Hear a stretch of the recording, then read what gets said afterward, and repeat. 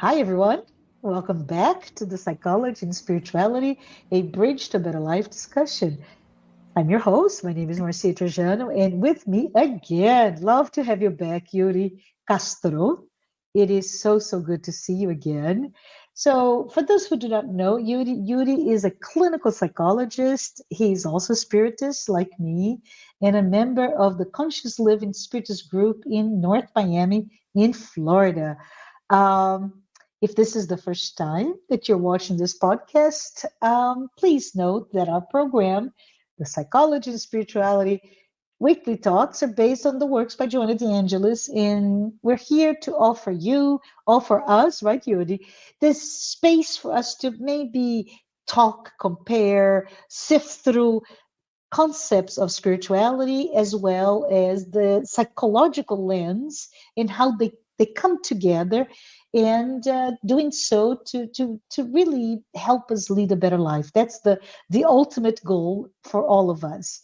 Please note our program is sponsored by TV Mansão do Caminho, the United States Spiritist Federation, the International Spiritist Council, and AMI Brazil. But Yuri, how you doing? I'm very good. Thank you so much. That's awesome. Awesome to have you back. So I was reading about the subject I would like for us to talk today, and found that last July, just a year ago, Georgetown University published this article about the neuroscience behind superhuman acts of generosity. And that same article referenced a paper that was published before about the same subject. And the paper and the article both shed light into why extreme altruists help strangers for no apparent reason, no benefit, nothing. They just give because they do, right? There's no receipt of any type, shape, or form of benefit. This study apparently is the first time to measure those so called extreme altruists' brain activity as they make those very generous decisions in real time, right? But Yuri, why are we even talking about altruism today? Why do you think is it easy to be generous toward family and friends, but not to strangers? What are your thoughts? Yes, that's an interesting conclusion for an article that you mentioned. And to answer your question directly, I would say, at least from a psychological standpoint, altruism, there is a component of empathy, of being able to connect with somebody that's experiencing some type of distress or that's in pain and everything. So when we think about helping or connecting and being able to enact some change in someone's life, it's always easier for us to do that to those that we love, to those that are close to us, to those that live with us or are around us. And that could be family members, could be friends, could be the community. So it's no surprise to me, honestly, that the study, is saying that these people who are wired differently almost from a Yeah, neurological standpoint, yeah. because it is if we think about the component of empathy and having, one thing that I remember from altruism, from my psychological studies in the doctor program, was there's three components to altruism: is motive, means, and opportunity. And this is interesting for us to think about. And the motive here, if we are talking about helping or becoming, generous towards somebody that's close to us, somebody that we care about, it's always way easier to do that than Mhm. to do and then to become generous or engage in pro-social behavior, which is also another name for altruistic acts, towards those that we don't know. So the motive piece of this triad, let's call motive, means, and opportunity to engage in altruistic behavior, the motive piece is more salient in when we're talking about people that we know, people that we love, people we care about. Mhm. And it's funny that it's almost looks like you're talking about detective series or police serial. The what is it? The motive, the means, and the opportunity. For Okay, altruistic behavior, yes. I love it. I love it. I didn't coin that, by the way. This is like studies that have said that you need motive, means, and opportunity in order for altruistic behavior to occur. And I thought that was interesting that when Absolutely. So the we're motive you're talking about, the motive being, well, I know you, right? And I see your pain, I see your need. Let me do that versus the Mhm. unknown. But that research, Yuri, talks about those people.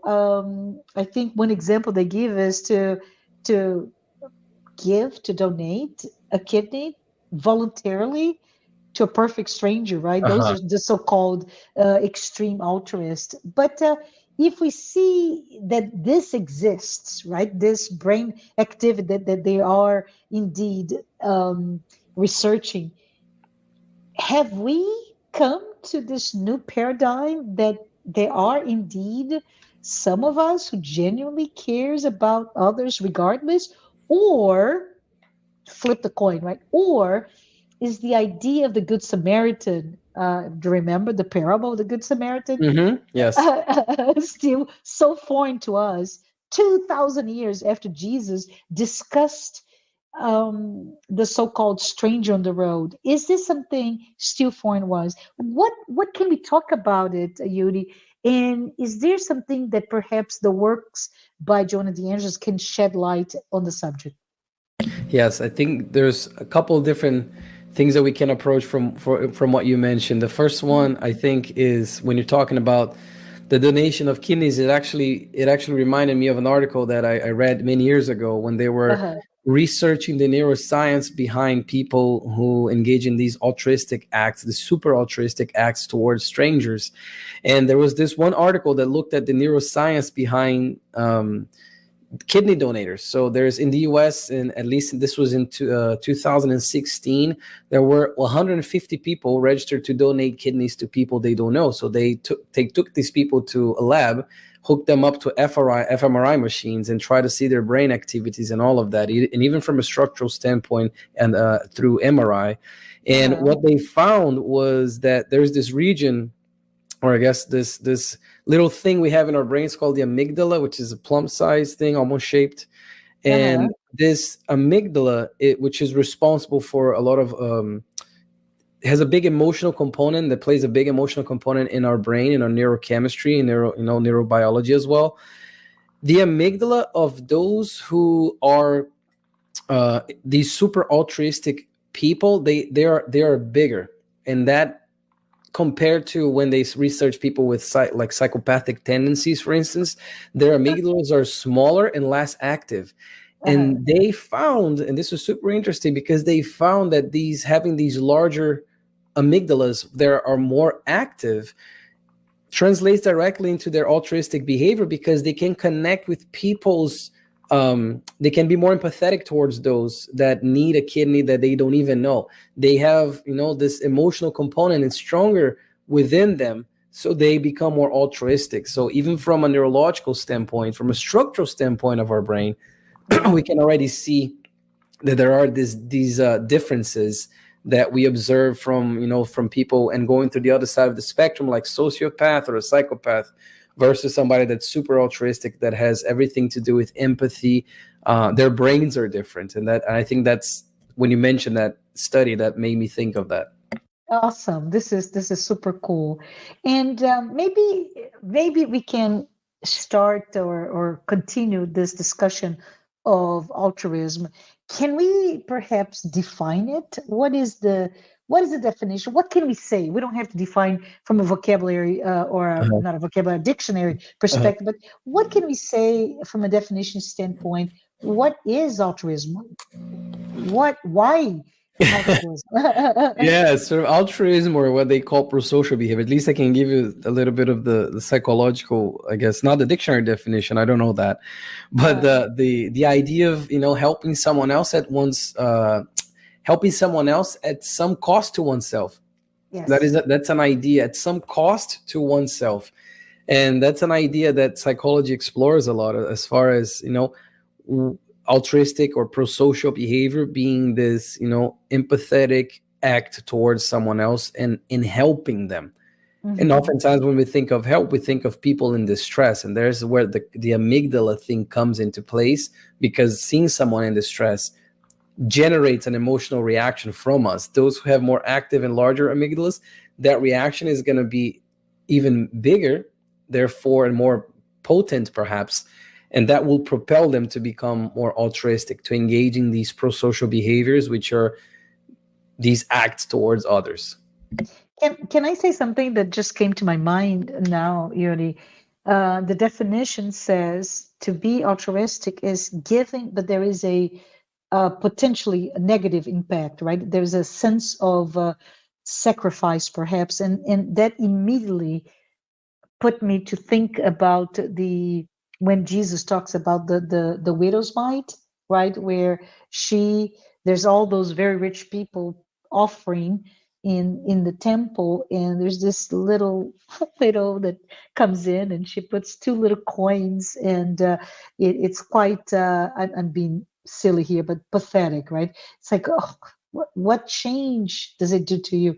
But we often forget that it's not about um, a judgment of socioeconomic or sizes or anything, but it's the fact that this, in this case, that woman, as you know, the collection in in the temple, right? People gave collection in the time of Jesus to exactly support women like this one that Yeah. have that are widow, and they need a a structure within the community. Otherwise, the woman and even the children would suffer tremendously. So the idea that I receive, let's pretend now that you are a donor, right? You're putting your money there, and the temple then disseminates, distributes to people. I'm one of the people. So you give, let's say, 1,000, I get 10, right? I get 10 from the religious institution, and then I give back two, which means I really did that as my own sacrifice. I'm doing because I can, right? And it really puts a different light to that parable itself, right? That the narrative from Jesus, but also to the idea for us, for why do we do this? Why? I know you talked about empathy, yes, but why are there people, and are we one of them, that really, um, while losing and being impacted negatively, still benefit from acts of altruism? Yeah, that's an interesting one too, because even if we think, you mentioned the Good Samaritan as well, Yeah. the story, there was also cost involved there. To the Hmm. widow, there's also cost involved. So they are in a way sacrificing, and I love you use that word sacrificing. They are in a way, both of them are sacrificing something that's going to help someone else, and that there is a cost to them. And the idea, when he was comparing, the widow and everything, and how much can someone give, it goes back, I think, when you mentioned that, it made me think again of the motive, means, and opportunity. Having the means Yeah, to sacrifice yourself, to give what you have, and that is very relative. What is it that you have? What is it that you can actually give, right? absolutely. Yeah. So I think it's very individual, and it's super interesting, because you mentioned the new paradigm when you're mentioning before, like, are we more altruistic now? What's going on? And I think if spiritism can bring light to that, and the fact that we're transitioning, the planet is going to the planetary transition, society's changing, like we're all changing, and there's this accumulated knowledge, perhaps, that we have gathered throughout multiple, the immortality of the soul, multiple reincarnations, and we can think of that we're learning these things that are these, as Jesus says, these treasures that no thief can steal, and they don't accumulate rust, the true ones. Yeah. Yeah. Can I go back to something you said? Yeah, sure. You mentioned that you love the word sacrifice, right? And I specifically like that word as well, but from a different perspective, which is the root cause, or the root word, sorry, the root word for sacrifice is sacred, right? Which really means divine. And the sacrifice is by giving, you attain a level closer to God, that sense of becoming sacred, becoming divine, becoming godlike in who you are, in your quote unquote, right, air quote here, quote unquote, in your DNA. And I love that, because perhaps for each one of us to think of this subject of altruism, and yes, it generates empathy. I agree to that without having to have read anything, but I agree. I know every time I was able to be altruistic, I there's this surge of empathetic and feeling well, right, Yuri? But perhaps in the idea that you post here, that idea of spiritual evolution, and this path that not only we are taking, but also an entire planet, our entire uh, orb, right? This Yes. globe that we live, we're all becoming less material and more spiritual in our spiritual evolution. And that perhaps in this path of becoming more spiritualized, we also are able to sacrifice, meaning become closer to God. Excellent. Love that definition. Yes, say the sacred becoming closer to God, because it Mm, does connect very well to sacrifice. And Joanna in the book Plenitude, she even talks about how it's about, like, she mentions generosity starting small. She's saying, yeah. like, on chapter 6, she says, on chapter 6 she talks about how it starts with donating these material things, objects, utensils, clothes, food, etc., Mhm. and then feelings, and then your time, and improving the art. She mentioned improving the art of serving until you can donate yourself, and that is Ah, beautiful for us, beautiful. right? Yeah, yeah. Joanna, always so good with the words. In the end, donating ourselves. So first, we build it, just like with any skill, anything that we're learning as we progress through our multiple lives, starting small, starting, step by step, gradually, and that to the point where she says it's going to be the art of serving until you can donate yourself. And I think that is super powerful, and also connects with what you're mentioning about the sacrifice, sacred, being closer to God and closer to all these apostles, and to Jesus, our master, and everything that he sacrificed and everything that he donated. Yeah. I was thinking just now, I don't know if it makes sense, so we're gonna freeform here. All right. Just I call this not fully baked food for thought. Recently, Yuri, I actually watched a series. I think it's Apple TV series, Becoming You. I don't know if you have seen it. It's No. really interesting. I highly recommend everyone, because it's a short series on the first 2,000 days of a child and how the child evolves, right? So it's each step of the way from 0 to about 5 years of age. Okay.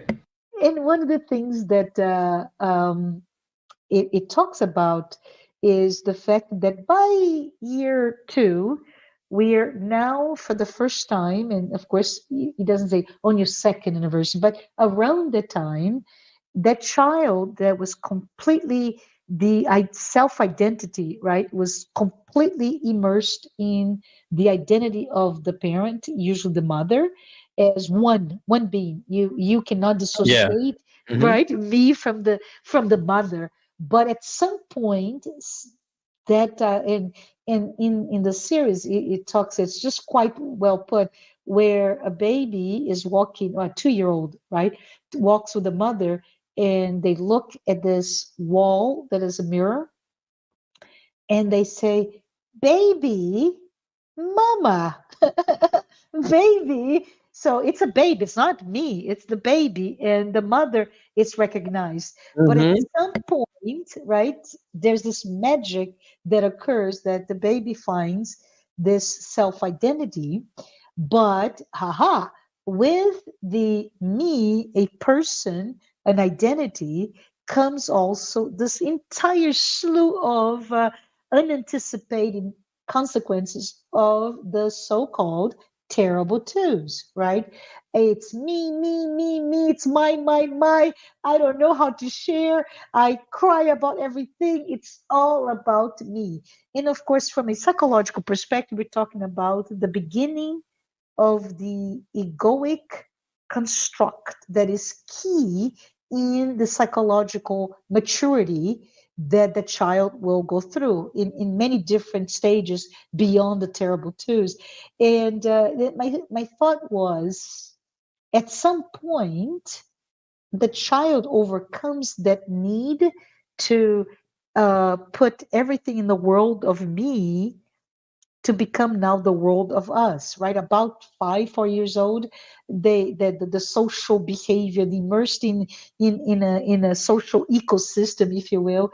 And I'm thinking, Yuri, that perhaps this is us. This is where altruism, giving, right? Giving something at a cost to you, to another complete stranger, and becoming sacred, right? Become closer to the divine.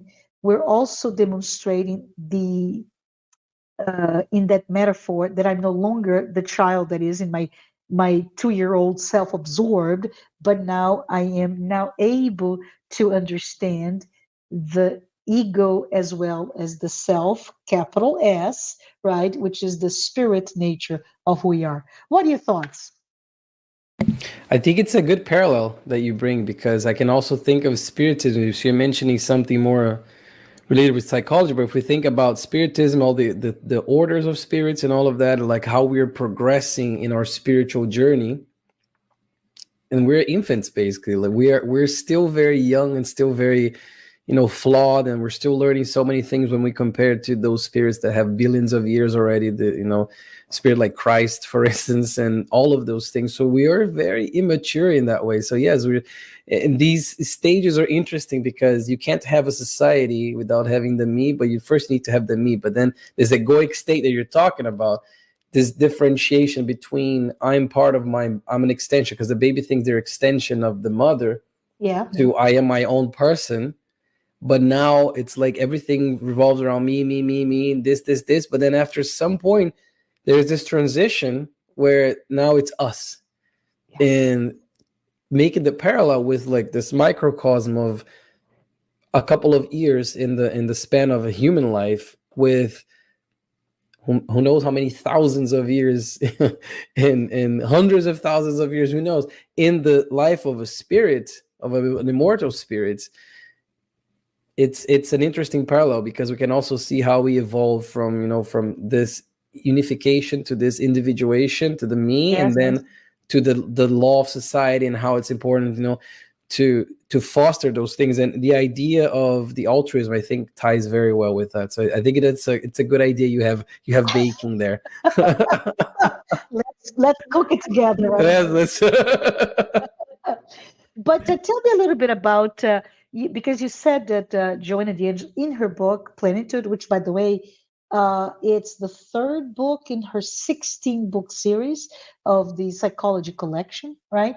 But in that book, which to me it's probably one of my favorites, by the way, she brings that idea of the components of altruism, including start small. It's okay, right? All in time. You don't need to become a super altruist and donate your right. Hmm. but you can do other things such as starting with look what you have, look at your material items. Do you need that? I don't know, I'm just kidding here, but do you really need that bag that you bought in 1975 and you used once in 50 years, right? Do you really need that? So it's just this idea that maybe we need to look at our things, our possessions, and give whatever we can, and then moving on into that continuum until you're able to give of yourself. But I really would like, if you could, talk a little bit about what it is to give of yourself. Are there any aspects that perhaps Joanna or you in your studies can talk about? This is an example of how I can be altruistic by giving myself to the other. I think so, because in it's interesting you mentioned the gradual process, that she talks about in the book. Because oftentimes we try to have too lofty goals, and the Yeah. idea, everything is we build these skills, we build these practices little by little. So it starts with, maybe, like you said, find a cloth that you haven't used in 6 months. That's the cutoff in my household. If I haven't used something in 6 months, it's gonna be donated. Because if I haven't used in 6 months, I probably don't need it. It's an excess. So find Yeah. what's in excess first. Remember the means, motive, and opportunity. Having that means, if I have something that is in excess here, maybe it's lacking for someone else. The material piece, could be money, could be monetary, could be material, could be also time. A lot of people have a lot of time that you can donate 10 minutes talking to someone, sending a message of love, doing a prayer. This is something, when I think of altruism, I think Mhm. of, there's all these little things and different things we can do that are going to help someone else. A prayer coming from the heart, really connecting with God. We know the power of the thought, we know the power of the prayer through spiritism, through Christian teachings. Maybe just doing a prayer for someone is a way to start small, but already, having a meaningful impact. Can So I can I can I add something here? yes, yes, My invitation here is to pray for stranger, but even better. right, but before you pray to that stranger, look that stranger in the eye without him or her knowing that you're doing that. To me, who are the invisible ones? The homeless, the people that serve you, the I don't know, the person who's helping with the traffic or serving you at the restaurant. Just look at that perfect stranger, look in the eye, as in saying, I see you, and pray for that person at a different time. I think it's a wonderful way to do that.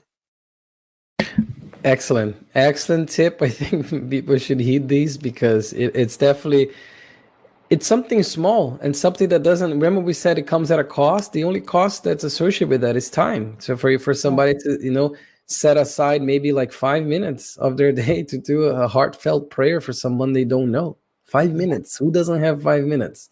So Yeah. it's about, I think, again, practicing, because that's what's it's going to make it ingrained in us, and then we can be really altruistic by doing these small things that she talks about. And to comment on the second thing you mentioned about the different aspects of Joanna, that Hmm. on the book that she mentions, there's this gradual process, and you mentioned, like, it is, she says, until you can donate yourself. And one thing she says that I think connects really well with this is, in the book she says that, um lose to is it's a healthy strategy, she says, to lose what is small now to gain permanent results of significant value later.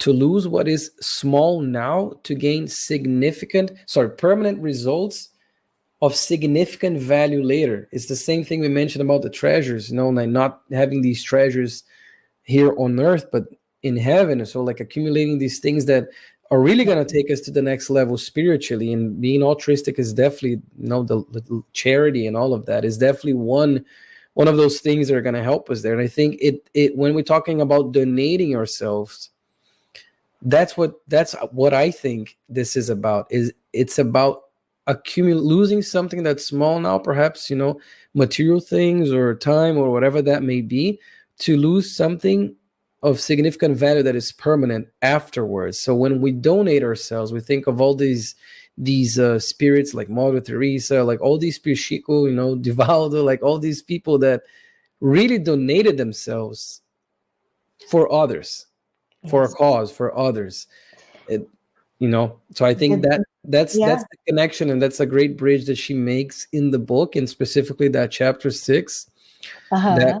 inspires us, I think, to become more Yeah. altruistic, to donate ourselves, to eventually reach a point when we're serving and donating ourselves. Yeah. And for those of you who do not know Divaldo Franco is the medium, the Brazilian medium that, in partnership with Joanna de Angelis, wrote through his mediumship those books. But that's not the whole story. Divaldo is a great disseminator. He devoted his life. He's in his late 90s, mid 90s now. 97, I think, yeah, Oh or my 98, goodness. or yeah. Still working, still traveling, still inspiring people. And in his charitable organization, I believe, he provides meals to about 5,000 children every day, 3 times a day.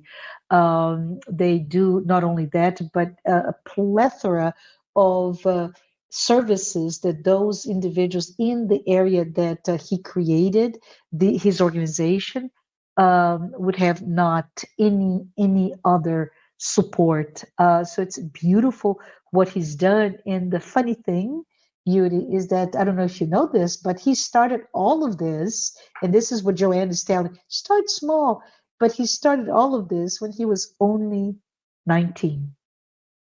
So I pause here to ask you, who is listening to to this conversation, what were you doing, or if you're not there yet, what do you plan to do when you're 19? I always think about it because for me, on when I was 19, I was not thinking of any of these aspects of life. I was thinking about myself. I was thinking about moving on in life, getting ready to embark in my adulthood and going to college and my whole life ahead of me. But it was very self-centered still. So love to have that as for us to think about it, right? And the fact that he didn't start when he was 19 giving meals to 5,000 children, Yes, yes, correct, right? correct. So again, you have to start somewhere. You have to start gradually. Yeah, And he's 97, I think, today. So when he was 19, it wasn't 5,000 children, 5,000 meals that he was doing. It was yeah, probably yeah, way less, or 10, maybe a handful, but he yeah, started, and he yeah, continued, through his work, through his persistence, through his like developing this altruistic behavior that we know comes already probably from other lives, that yeah, he's acquired these, yeah, this sacrificial, this self-sacrifice part of yeah, himself, so it's, but again, for those listening, he didn't start with 5,000. So think about yeah. it. He started small. Everything that we have that's grandiose in the terms of, we're talking Chico Xavier. How many books has he, Oh, yeah, psychographed? He started yeah, with one. You yeah, start with one message. You start with one book, yeah, yeah. and then you can Start, continue through persistence. yeah, that's beautiful. So on that aspect, let's talk a little bit about how patience can be a bit of giving ourselves in an altruistic behavior. Absolutely great, because she does bring up the idea of patience being extremely important and being a key component in altruistic behavior. And I think we can look at this in many different lenses. Uh-huh. One that it's interesting to think about the patience is being patient, I think, with ourselves and with others as well, but also waiting for things and being patient for things to develop. We keep talking about this gradual progress and the persistence and the necessary, the resiliency. Patience is key behind that, because otherwise, if we don't have patience, if we become impatient with trying to improve ourselves, trying to improve others through altruistic acts, we're not going to carry them forward. We're not going to develop that habit, develop that skill. And Mm-hmm. patience is almost, let's say, like the fuel behind the machinery of altruistic behavior, because without it, Interesting. Yeah. you can't, the machine's not going to work, because you're just not going to reach all that you can reach if you don't have patience and be kind to yourself as well as you're going, in this journey of self-development through altruistic acts. Yeah. Can you give me this is going into your own personal interpretation of what patience is. Can you tell us perhaps an example of how being patient um, is an example of altruistic behavior and of that higher level, higher significance, which is giving yourself to the other? What could be some examples there, Yuri? I think a good example of patience in regards to altruistic behavior is understanding and truly exemplifying that through our actions, that the sentence they say in God's time. I think Yeah. a lot of the time, especially nowadays in this frantic world, everything is, right Yeah. now, or it's already too late. Everything is so fast paced, and we're becoming impatient, and that little monster of impatience is growing with us, because everything is instant. If we go on a website, it doesn't load in 3 seconds. Internet's slow. What is happening? If we I order something know. in the US, even like on Amazon, it's not here tomorrow. What's happening? Like, Yeah. everything is fostering this idea of this fast-paced environment. But with the again, I'm going to use the same term I used before, the treasures of the soul, like the true Yeah. treasures, right? They don't come like that, and they oftentimes, more often than not, they don't come when we expect them to come. So being like altruistic, I think the patient, that's why I said it's the fuel, because it's understanding and enacting the idea that Mhm. we are not in control of the things that we wish we were in control. And there's God's time. Things may want things to happen at certain, time. I'm helping this person, or I'm developing myself, but I'm still not seeing the results. Why is that?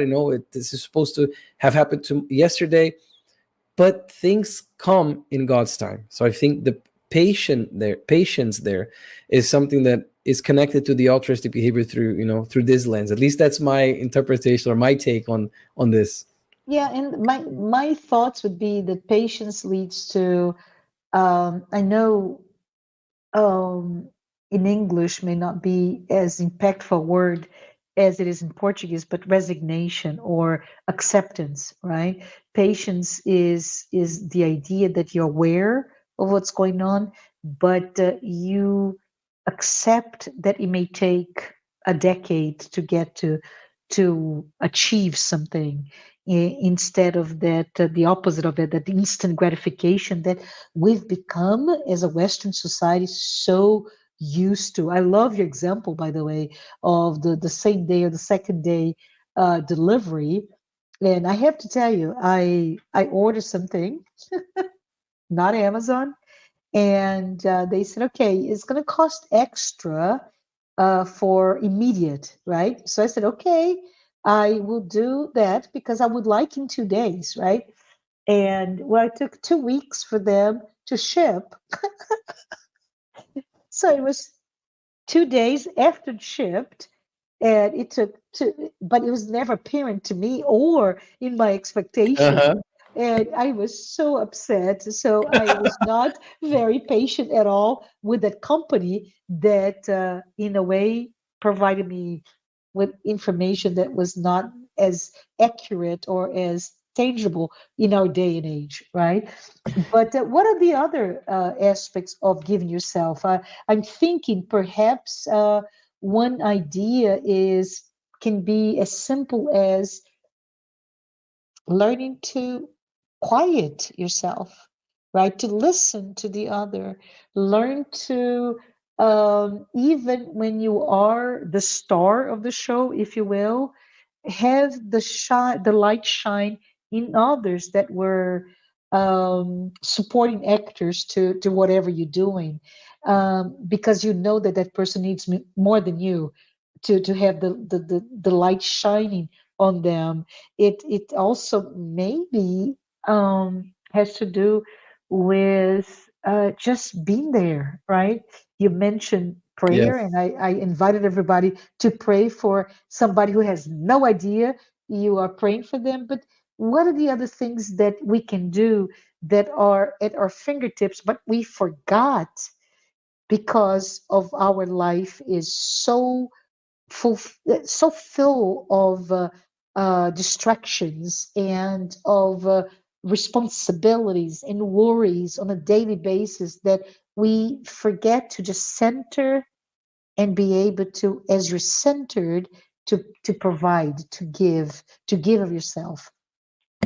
Yeah, I great point, Marcia, because I do believe too that patience is this forgotten virtue, and as they Hmm. mentioned in the Gospel according to Spiritism, this forgotten virtue that is so instrumental in, as Joanna uses this word instrumental. Patience is instrumental. In acquiring the goods for the soul, the body, like all of those things. So it is such a pivotal thing that we often forget. And I think for being practical here, definitely taking some time and setting aside some time, like we already mentioned, to pray, but also some time, in quiet, and like in a quiet place, just being with ourselves, elevating our thoughts to God and just thinking of things and just basically slowing it down Yeah, to be with ourselves. Because nowadays, like I said, the frantic pace of everything yeah, and yeah. the demands and the worries, but not only that, the distractions as well. Because everything is achievable today, like if you want to spend 12 hours a day in front of a television, entertain, you can, you Yes, actually can find things that are gonna keep you entertained for 12 hours if you're sitting down on the couch and doing that. So there's so many things, like social media. That's another thing too, that it is so accessible, and it is so inviting, and it plays with things in our brains that we are not even aware.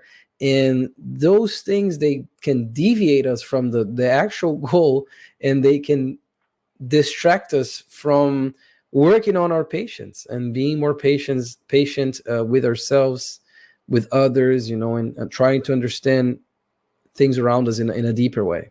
yeah.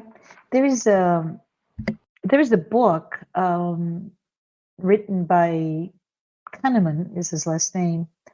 I think the title is Fast Thinking, Slow Thinking. Do you know Daniel that one? Kahneman, I think. Yes, Kahneman or yes, something. Yes. yes, yes. And it's a very interesting book because Kahneman brings us this idea that our brains, the fast brain, that fast-paced brain, is really for support on the fear-based type things, support you from things coming to get you. But for you to really rise up as a with the glories of humanity, it really requires you to slow down. And there are too many examples, but one example that he brings that is easy to comprehend is just multiply 355 times 1,899, right? And we go, whoa. No, Yes. you can. You just need time. So for us to do things that requires us to really flourish in all of our humanity, we need to learn to slow down. And social media, unfortunately, it's the thief that steals from us, right? It steals our time, it steals our brain, steals our attention, our ability to focus. And so let's just, from a patient's perspective, let's learn to be patient, and let's be patient with ourselves, even as we say, I want to be on social media, but not today. Or let's put 1% decrease in time used in frivolity, right? Let's just try to be patient with ourselves as we become better. But Yuri, we are at time. I can't believe that we already spent all of our time talking because time just went by super fast. And I wanted to ask you this, right? We talked a little bit about Pope Francis. I'm a fan, and he he really discusses the idea, this contemporary life, right? This is day to day, and our craziness, our distractions, social media, and many other types of things that are here making our life not so easy. And he said that that Samaritan, the Good Samaritan, is the prototype of the fraternity and social friendship that creates the culture of encounter and build bridges of love among all. So I love to hear from you, but I part today with the idea, let us all base our role model in that Good Samaritan that practiced that act of altruism that not only stopped his, so he robbed of his time, right? He stopped from his journey and picked up that man on the road that was naked and unconscious, put on his horse. That means that he did not have a horse to drive on, went to an inn and treated the wounds and asked for the innkeeper to, as he paid, to take care of him until he could return. And I love that. Are we ready to stop and pay attention? So it goes hand in hand with that idea of patience and empathy. So, wanted to have your final words before we say goodbye today, Yuri. Absolutely, great example. I think the what Pope Francis said too in the paradigm, and thinking the Samaritan also said that if he needs more, he's gonna come and pay. So like he really goes the extra mile, and it's such a good example of the costs that were associated with that act. And for us to talking about altruism from a psychological standpoint, connecting with the spiritist standpoint, and all of those things, I think it's my final words would be to encourage people to reflect, to be more patient with themselves, with others, and that in itself is charity already. And at the same time, remembering that it starts small. Start small. Start with 5 minutes. When I do my lectures, I always say, people say, I don't read anymore. I say, if you read one page per day, in 1 year, you will have read a book, Yeah, 365 pages, right? yeah. One page. Who doesn't have 5 minutes today? So start small. Don't wait for big opportunities to have something, everything go right in your life to start to exercise altruism, because we have to start small, we have to start gradual, we have to start somewhere. And I'll give in a last piece related with psychology. A lot of studies have shown throughout the decades that altruistic behavior is infectious, in the point that example is everything. So the more we're engaging these acts, and the more we're going to inspire people around us to actually do those things too. Oh, love it. Well, everyone, I hope you enjoyed our discussion today on generosity, charity, altruism, and how it may indeed help us achieve the sense of well-being, psychologically speaking, emotionally speaking, right? And from a perspective of societal well-being, that we contribute to that. So with that, Yuri, thank you so very much for being with me today. And Thank you. I see everyone next week. Bye everyone. Bye bye.